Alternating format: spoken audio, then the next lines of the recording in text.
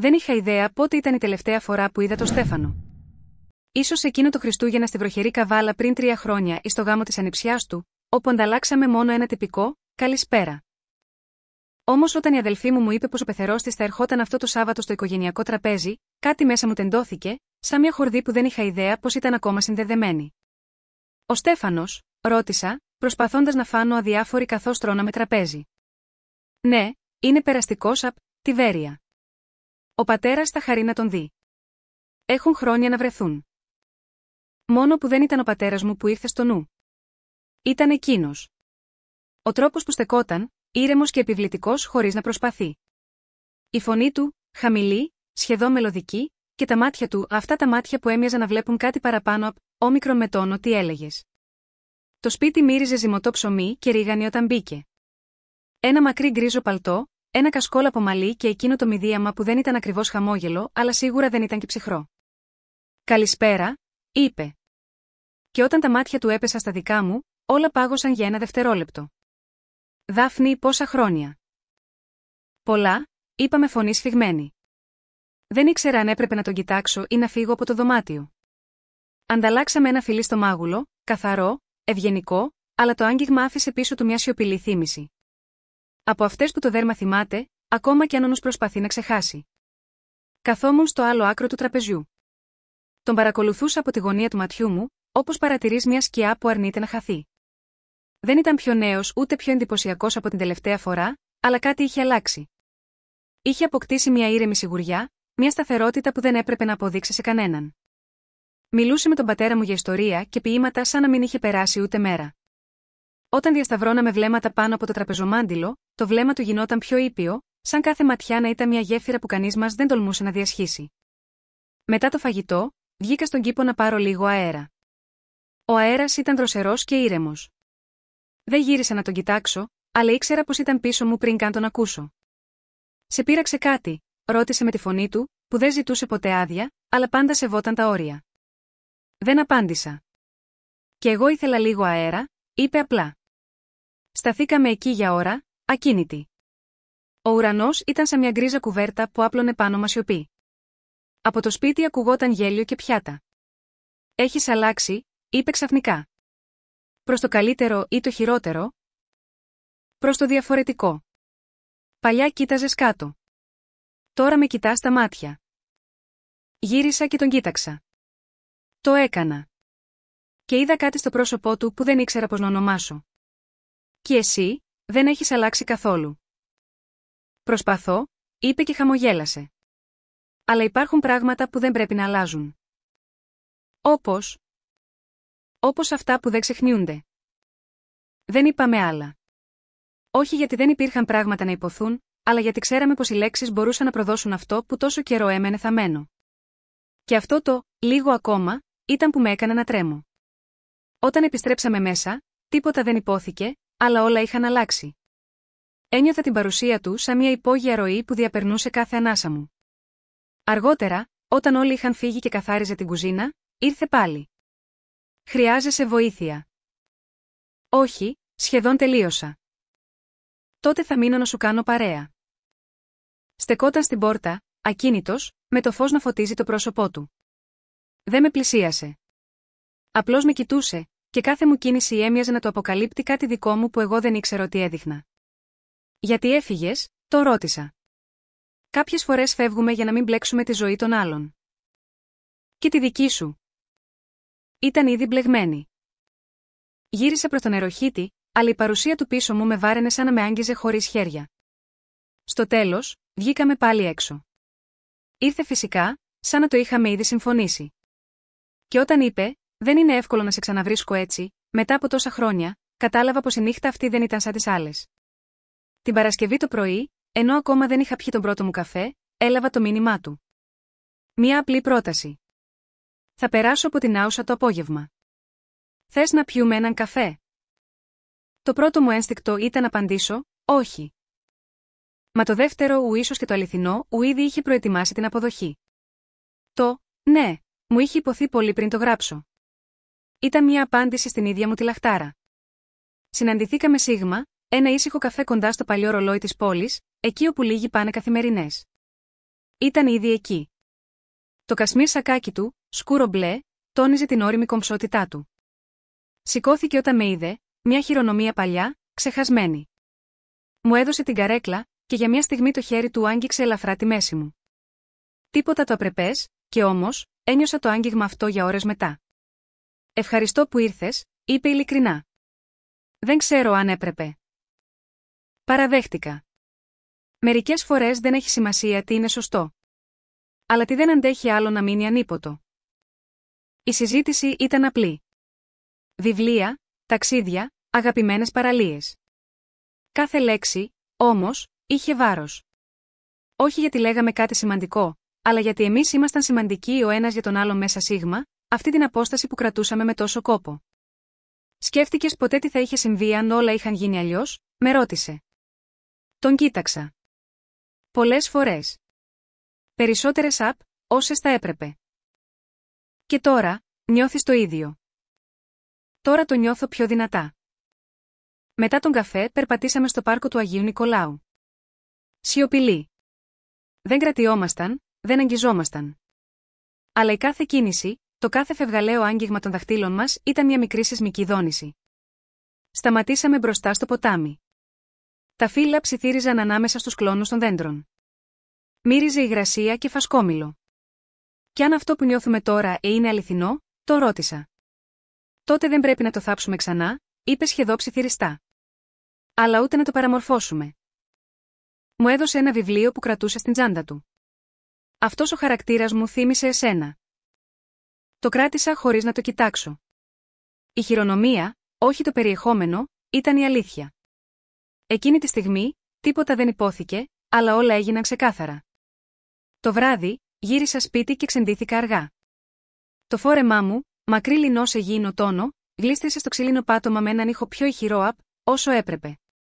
Έμεινα με το μαύρο εσώρουχο, απλό, βαμβακερό, αλλά με μια μικρή δαντελένια λεπτομέρεια στο πλάι που μου είχε φανεί περιττή όταν το αγόρασα. Εκείνη τη στιγμή, ένιωσα πως το είχα επιλέξει γαμαγιώτα, αυτή τη βραδιά. Ξάπλωσα χωρίς να κλείσω τα παντζούρια. Το φως του δρόμου έμπαινε στο δωμάτιο σαν ένα μικρό χρυσό ποτάμι, και μέσα του ένιωσα ότι κάτι ξυπνά, κάτι που είχα κρύψει βαθιά. Όχι απελπισία, όχι έρωτα. Κάτι πιο λεπτό.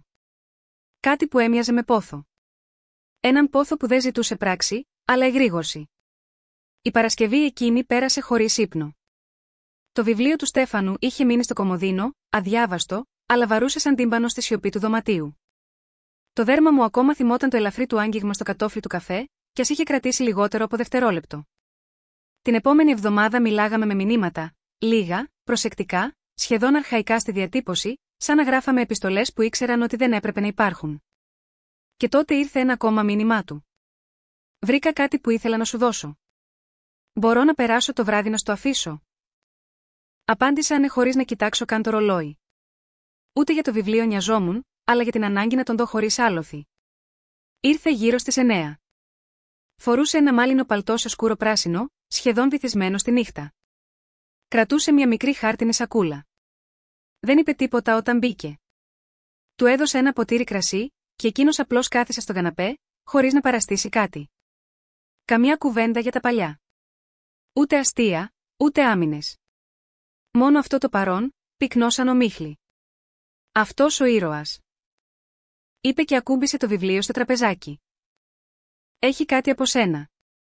Σιωπηλή ένταση. Την ένιωσα από την πρώτη στιγμή που σε γνώρισα. Άπλωσα το χέρι μου και άγγιξα τη ράχη του βιβλίου. Το εξώφυλλο ήταν τραχή, χοντρό χαρτί. Όμως μέσα μου ήταν σαν να άγγιζα κάτι άλλο. Κάτι του. Κάτι μου. Δεν υπήρξε φιλί. Ούτε γυμνό κορμί. Μόνο μια κίνηση. Με κοίταξε, και με τα δάχτυλά του χάιδεψε το μπράτσο μου πάνω από το λεπτό ύφασμα του φορέματός μου. Το ύφασμα ήταν μεταξωτό, σε απόχρωση πούδρας, με μανίκια 3/4 και μικρά κουμπιά που κατέβαιναν ως τη μέση. Δεν φορούσα τίποτα φανταχτερό, μόνο ένα ζευγάρι σκουλαρίκια με ημιπολίτιμες πέτρες που λαμποκοπούσαν κάθε φορά που γύριζε το κεφάλι μου. Το άγγιγμά του ήταν απλό, ίσα που το αισθάνθηκα. Κι όμως, άναψε κάτι κάτω από το δέρμα μου που ούτε εγώ δεν ήξερα πως υπήρχε ακόμη. Τα χέρια του σταμάτησαν στον καρπό μου, εκεί όπου φορούσε ένα παλιό, λεπτό βραχιόλι από νήμα, με ένα μικρό φυλαχτό. Δεν το άγγιξε. Μόνο το κοίταξε. Και κατάλαβα. Ήξερε πως ήμουν δική του ήδη, όχι με το σώμα, αλλά με τον παλμό. Καθίσαμε κοντά, χωρίς να αγγιζόμαστε πια, αλλά το σώμα μου είχε ήδη αλλάξει θέση απέναντι στο δικό του. Ένιωθα τα γόνατά μου να γέρνουν ανεπαίσθητα προς το μέρος του, το βάρος μου να μετατοπίζεται σαν να υπάκουε σε βαρύτητα που δεν έβλεπα. Ξέρεις. Ψιθύρισα. Δεν είναι μόνο το παρελθόν που επιστρέφει. Είναι και κάτι άλλο. Μια πείνα που δεν ξέρω από πού έρχεται. Η πείνα αυτή δεν είναι λάθος, μου απάντησε. Είναι απόδειξη ότι δεν κοιμόμαστε μέσα μας. Το χέρι μου βρήκε το δικό του. Ήταν σκληρό, τραχή στις άκρες, χέρι ανθρώπου που έχει παλέψει. Όμως η αφή του ήταν ήπια. Μια ήπια δύναμη που δεν απαιτούσε τίποτα. Το κρατήσαμε εκεί, ακίνητο, σαν να είχαμε παγώσει το χρόνο. Όταν σηκώθηκε να φύγει, άγγιξε το μάγουλό μου. Όχι φιλί. Όχι λόγια. Μόνο ένα χάδι. Και αυτό έμεινε πάνω μου όλη τη νύχτα. Πήγα στο μπάνιο. Άφησα τα μαλλιά μου λιτά, και έμεινα μόνο με ένα ελαφρύ νυχτικό από βαμβακερή δαντέλα. Δεν ήταν τολμηρό, αλλά στο φως του διαδρόμου, φάνταζε σχεδόν ιερό. Το φόρεμα αυτό, η αίσθηση του δέρματος μου γυμνού κάτω από λεπτό ύφασμα, ήταν σαν να τον κουβαλούσα ακόμα στο σώμα μου. Την επόμενη μέρα, ξύπνησα με την αίσθηση πως το σώμα μου θυμόταν κάτι που το μυαλό μου δεν ήθελε να κατονομάσει. Το σεντόνι ακόμα κρατούσε το άρωμα του κρασιού και εκείνη τη σιωπηλή ένταση που είχε μείνει στο σαλόνι μου το προηγούμενο βράδυ. Δεν είχε συμβεί τίποτα χειροπιαστό. Και όμως, όλα είχαν συμβεί. Τις επόμενες ημέρες ακολούθησε σιωπή. Όχι βαριά, όχι απουσία. Σαν μια παύση ανάμεσα σε δύο νότες. Η καρδιά μου, ωστόσο, είχε αλλάξει ρυθμό. Το ήξερα πια. Δεν ήμουν η ίδια γυναίκα που άνοιξε εκείνη την πόρτα το πρώτο βράδυ. Τώρα, κάτι μέσα μου είχε ξυπνήσει, ένα είδος θηλυκότητας που δεν είχε σχέση με βλέμματα ανδρών, αλλά με το πως ένιωθα εγώ μέσα στο ίδιο μου το σώμα.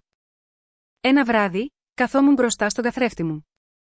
Είχα βγάλει από το σιρτάρι ένα ζευγάρι παλιαγόβες, χαμηλές, σε μπορντό χρώμα με λουράκι στον αστράγαλο. Τις φόρεσα χωρίς λόγο, απλώς για να τις ξαναδώ στα πόδια μου. Με ένα μαύρο, εφαρμοστό φόρεμα μέχρι το γόνατο και τα μαλλιά μου δεμένα ψηλά με ένα μεταξωτό μαντίλι, ένιωσα κάτι ακαθόριστο, σαν επαναπροσδιορίζα τον εαυτό μου. Ήταν τότε που ήρθε το νέο του μήνυμα. Μπορώ να σε δω αύριο, δεν έχω τίποτα συγκεκριμένο να πω. Απλώς, χρειάζομαι να σε δω. Την επομένη, βρεθήκαμε ξανά στο πάρκο, αυτή τη φορά, πιο μακριά από τα μάτια των άλλων. Είχε φέρει ένα παλιό ραδιόφωνο τσέπης και το είχε ακουμπήσει πάνω σε έναν πέτρινο πάγκο. Από το μικρό ηχείο ακουγόταν ένα βραχνό τραγούδι από τη δεκαετία του 70. Μου χαμογέλασε και άπλωσε το χέρι του. Δεν μιλούσαμε. Μόνο χορέψαμε αργά, σχεδόν ακίνητα. Τα χέρια του είχαν βρει τη μέση μου και τα δικά μου είχαν τυλιχτεί γύρω από το λαιμό του. Δεν υπήρχε μουσική πια, μόνο η αναπνοή μας. Το κεφάλι μου ακουμπούσε στον ώμο του και ένιωθα τα δάχτυλά του να γλιστρούν απαλά πάνω από το ύφασμα της πλάτης μου.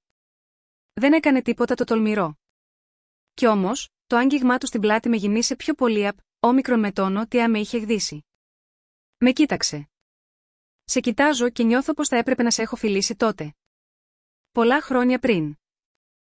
Μην το πεις αυτό, απάντησα, γιατί τότε δεν θα ήξερα τι σημαίνει τώρα. Σταθήκαμε για λίγο έτσι. Και τότε, ήρθε η στιγμή που κανείς μας δεν ήθελε, αλλά ήξερε πως έπρεπε. Πρέπει να φύγω για λίγο, είπε. Ένα επαγγελματικό ταξίδι στη Σύρο. Ίσως και για παραπάνω από μια εβδομάδα. Θα μου γράψεις. Κάθε βράδυ, αν με αφήσεις. Το χαμόγελό του ήταν τρυφερό. Μα πίσω του υπήρχε κάτι πιο βαρύ, η γνώση πως η απόσταση που έρχεται μπορεί να σπάσει κάτι που μόλις είχε αρχίσει να γεννιέται. Το βράδυ, πίσω στο σπίτι, έβγαλα τις γόβες μου και τις άφησα δίπλα στην πόρτα. Έμοιαζαν κουρασμένες, αλλά γεμάτες ανάμνηση. Το σώμα μου είχε ακόμα επάνω του εκείνο το άγγιγμα στην πλάτη, εκείνο τον αργό χορό. Άνοιξα το βιβλίο που μου είχε δώσει. Στην πρώτη σελίδα υπήρχε ένα σημείωμα. Για εκείνη που μιλάει με το βλέμμα περισσότερο όσο άλλη σε μια ολόκληρη ζωή. Σίγμα. Έκλεισα το φως, αλλά δεν κοιμήθηκα. Όχι από ανησυχία, από επιθυμία. Από αυτή την ακατανίκητη λαχτάρα να ξαναζήσω κάθε λεπτό μαζί του. Κάθε ματιά, κάθε σιωπή. Κάθε γυμνό πόδι μέσα στη γόβα, κάθε τρίχα που έσταζε άρωμα όταν έγερνα το κεφάλι μου. Ήξερα πως αυτό δεν ήταν έρωτας κοινός. Ήταν κάτι πιο παλιό. Πιο αρχαίγωνο. Κάτι που περίμενε να αναγνωριστεί. Οι μέρες μετά την αναχώρησή του κύλησαν αργά, σαν νερό σε κλειστό ποτήρι. Τίποτα δεν ξεχύλιζε, αλλά όλα έμοιαζαν έτοιμα να ξεχυλήσουν. Τα βράδια διάβαζε τα μηνύματά του ξανά και ξανά. Σύντομα, σύντομα θα επέστρεφε. Κάθε του λέξη έφερνε μια σκιά από το άρωμά του, από τη φωνή του. Χθες είδα τη θάλασσα της Ήρου και σκέφτηκα το χρώμα του φορέματός σου εκείνο το βράδυ. Δεν ήξερα ότι το μπες μπορεί να με συγκλονίσει τόσο. Μια εβδομάδα αργότερα ήρθε ακόμα ένα μήνυμα. Γύρισα. Απόψε, μπορώ να έρθω, δεν θα μείνω πολύ. Δεν απάντησα. Άφησα απλώς την πόρτα ξεκλείδωτη. Ήρθε λίγο μετά τις 10. Χωρίς λόγια, χωρίς βιβλία ή κρασί. Κρατούσε μόνο μια εφημερίδα διπλωμένη στα δύο. Μπήκε αθόρυβα και στάθηκε στο χολ, κοιτώντας με σαν να μην ήξερε αν επιτρέπεται να πλησιάσει. Δεν ξέρω τι είμαστε πια, του είπα. Ούτε τι θέλω, ούτε τι μπορώ να κρατήσω. Εκείνος άφησε την εφημερίδα στην άκρη και προχώρησε αργά προς το μέρος μου. Ήμουν ξυπόλυτη, με ένα φόρεμα φτιαγμένο από λεπτό βαμβάκι, σε χρώμα κρέμας, με μια διακριτική δαντέλα στο τελείωμα. Κάτω από το φως του διαδρόμου, το ύφασμα άφηνε διαφάνειες που δεν είχαν τίποτα το προκλητικό, μόνο αλήθεια. Η αλήθεια ενός σώματος που δεν έκρυβε πια τίποτα. Ίσως δεν χρειάζεται να ξέρεις, είπε, και ακούμπησε τα δάχτυλά του στο λαιμό μου. Ίσως πρέπει απλώς να νιώσεις. Και τότε συνέβη. Όχι κάτι από αυτά που οι άλλοι θα ονόμαζαν μεγάλο. Δεν υπήρξε σκηνή πάθους ούτε ξεγύμνομα. Υπήρξε όμως η στιγμή που έβγαλε τα παπούτσια του, τα άφησε δίπλα στα δικά μου και περπάτησε ξυπόλυτος προς το σαλόνι. Καθίσαμε μαζί στο πάτωμα. Εκείνος στηρίχτηκε στο μαξιλάρι, εγώ στο σώμα του. Και για ώρες, μιλούσαμε για πράγματα που δεν λέγαμε ούτε στον εαυτό μας. Μου έπιασε τα πόδια και τα κράτησε στις παλάμες του. Τα χάιδεψε χωρίς πρόθεση, μόνο για να νιώθει. Πάντα παρατηρούσα τα παπούτσια σου. Είναι σαν να λένε πάντα μια ιστορία. Δεν ξέρω γιατί. Είναι το μόνο σημείο που με κουράζει, αλλά δεν θα άλλαζα ποτέ. Τα τακούνια κρατούν το υπόλοιπο σώμα στη μνήμη. Χαμογέλασε. Και άρχισε να αγγίζει τα πέλματά μου με τη στοργή που δείχνει κανείς μόνο σε κάτι πολύ οικείο. Δεν υπήρχε κάτι το ερωτικό, και όμως ένιωσα το λαιμό μου να καίει. Ήταν η πρώτη φορά που άφηνα κάποιον να δει αυτή την πλευρά μου. Μια πλευρά όχι σεξουαλική, αλλά οικεία. Μια εσωτερική πράξη εμπιστοσύνης. Νομίζω. Άρχισε να λέει, αλλά σταμάτησε. Τι? Ότι αυτή η νύχτα δεν είναι για λέξεις. Και τότε κατάλαβα. Αυτή η σύνδεση δεν ήταν για να υποθεί. Ήταν για να τη ζήσεις. Για να την περάσεις από το δέρμα, από την ανάσα, από την παύση. Κοιμηθήκαμε αγκαλιά στον καναπέ. Όταν ξύπνησα, είχε φύγει ξανά. Μόνο που αυτή τη φορά είχε αφήσει ένα σημείωμα πάνω στην παλάμη μου, σαν να ήθελε να μου το παραδώσει μέσα από τον ύπνο. Ένα μικρό χαρτί, διπλωμένο στα δύο. Κάποιες φλόγες δεν χρειάζονται φωτιά. Αρκεί που καίνε. Δεν μείνω γιατί θέλω, φεύγω γιατί πρέπει. Αν ο κόσμος μας ήταν διαφορετικός, ίσως. Σίγμα. Έκλαψα. Όχι γιατί τον έχασα. Αλλά γιατί είχα ζήσει κάτι που δεν μου ανήκε, αλλά με άλλαξε για πάντα. Σήμερα, περπατάω συχνά στα ίδια σημεία. Περνάω από το πάρκο, από εκείνο το παγκάκι, από το καφέ. Όλα μοιάζουν ίδια. Εγώ όχι. Κάθε φορά που φοράω τις γόβες μου, νιώθω τα χέρια του γύρω από τους αστραγάλους μου. Δεν ξέρω αν θα το ξαναδώ. Δεν περιμένω. Αλλά κάθε φορά που το φθινόπωρο γέρνει πάνω από την άουσα και το φως πέφτει στα φύλλα όπως εκείνη τη μέρα, νιώθω πως ο χρόνος ανοίγει χαραμάδες. Και μέσα από αυτές, το νιώθω ακόμα. Όχι σαν παρουσία, αλλά σαν σημάδι. Μερικά αγγίγματα δεν χρειάζονται δεύτερη φορά. Γιατί σε καίνε ήδη από την πρώτη.